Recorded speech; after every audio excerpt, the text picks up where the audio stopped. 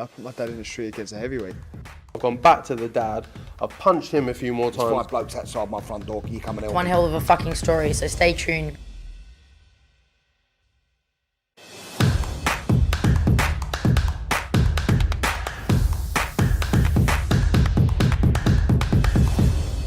Oscar Bevis, IFL TV, proudly sponsored by Everlast here at York Hall. OD joins me, mate. Been a while. Good to see you. How are we? I'm good, man. You know, it's been ages, but I'm back. OD's back.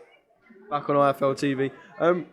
It's weird because there was a point in time where I feel like there was so much noise surrounding you, and a lot of it, I remember we spoke about this, you created yourself. Like, you put yourself front and centre of everything. And kind of in the later stage of your career where, okay, you're fighting at a higher level, it all seems to kind of dim off and you're more focused on the boxing than everything else. Yeah, I feel like now, as I've gotten older, I feel like I'm a lot more calm now.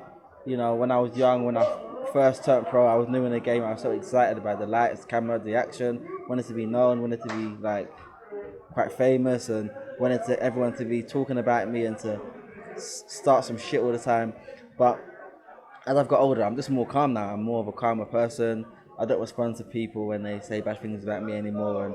And I think it just comes with age. You know, now I don't care about that stuff. Right now, I want to make as much money as I can, get as much flats as I can, as many houses, and retire and live in the Hollywood Hills for the rest of my life. We can all dream, mate. We can all dream. I was saying that because obviously I'm going to ask you what the situation is. Normally we would or back in the day we would have all known because it would have been plastered everywhere, but it just seems like obviously we know they had the WBA thing of who would fight for the belt, and they come to a conclusion, I suppose. But yeah, can you just kind of fill us in on what's happened since? Because again, that's kind of been a bit quiet. So they put me in a final eliminator against Sandor Martin, which is what the WBA ordered.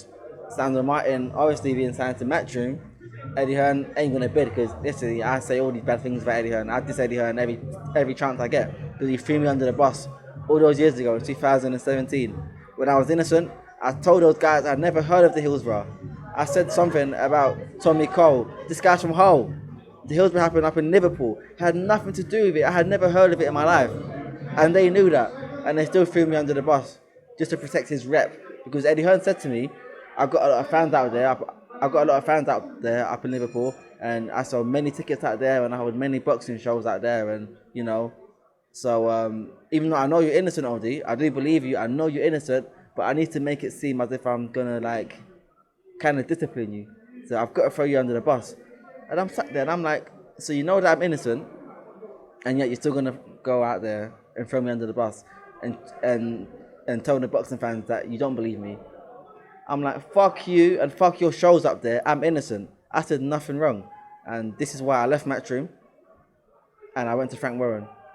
Anyway, I forgot what the question was. Well, I kind of suppose that was the start of the end of why, all right, we're years down the line now, why you and Sandor Martin was never going to happen. Yeah, so why that didn't happen was because Sandor Martin, Eddie Hearn said to him, you fight OD, it's not going to be on our platform. You need to go out and, you know, do some next shit. So Sandor Martin thought, you know what, I've got a good run on the Matchroom and blah. So I respect that. You know, Sandor Martin didn't want no parts of it. He didn't want to fight on a different platform. Fine. Next on the list was some Uzbek guy, was he from Ukraine, something like that? Gaziev, some shit like that. He said that he couldn't make weight. Okay, cool. Next in line, Teofimo Lopez. And then, I don't know what he's doing. He's obviously said no, he might have other plans. He might be wanting to fight Arnold Barboza. I know that they've been in talks, but Lopez thinks he's got a few bigger fights out there for him, and he chose to say no. So next in line, I believe, is Lewis Ritson. I believe.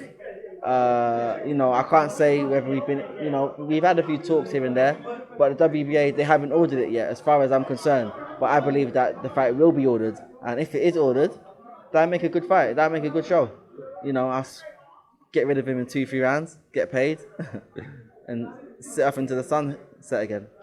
With Lewis Ritson, do you think that's kind of the fight that sets you back in, I'll say, the mainstream in Britain? Because there was a time where, like I said, your face was plastered absolutely everywhere, and then it kind of went quiet and you fought abroad a couple of times. Is you and Lewis Ritson the one that gets all the juices flying back in Britain again? To be honest, I don't think about that. I don't really care about that. I don't really want to be famous and known and have my name plastered. Mate, give me the money, let me buy another property, and let me sit up into the Sunset Hills. Really don't care about being known, being famous, having my face plastered everywhere. That's all bullshit. It's literally, I've learned over the years, it's all bullshit. That's not going to feed me in the future. What's going to feed me in the future is making sure that I get a good purse. So the only thing I care about is the purse. I get rid of him in 2-3 rounds, and I get the world title shot. What sort of power do you hold at a negotiating table? Despite the fact, as I said, you're a name in Britain.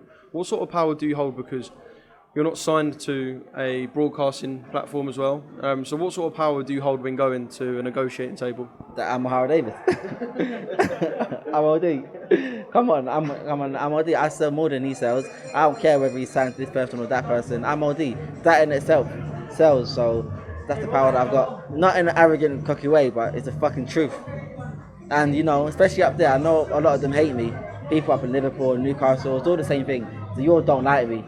So, you know, anytime that I fight someone from their town, no matter what platform it is, it's going to sell. It will sell.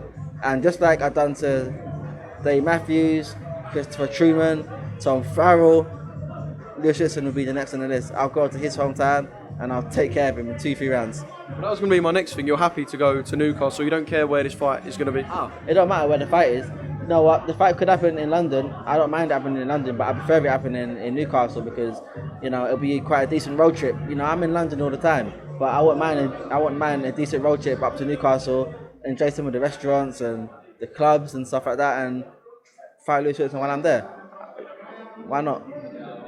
Obviously, I know you said you'll dispatch of him in 2 or 3 rounds, but thinking about it logically as a fight, there is a blueprint to beat Lewis Ritson because he has been beaten. Can you take anything from his previous losses, or do you look at it from a completely different mindset because you're a different fighter to all the guys who've beaten him before? To be honest, Lewis Ritson's just shit, to be honest. Like, I don't think he's someone... No, honestly, he's just shit. Like, you know, you fight certain people where you think, oh, okay, I need to get a game plan for this guy. Like, I need a game plan. He does this good. Lewis Ritson doesn't really do anything good. I'll tell you what he does do good. He sells tickets good. He sells a hell of a lot of tickets, and he knows how to get in a crowd. But mate, the guy's not any good. I don't think I need a game plan. I just got to keep doing what I do, and I'll just get rid of him. And it could be round 1, 2 or 3, one of those rounds.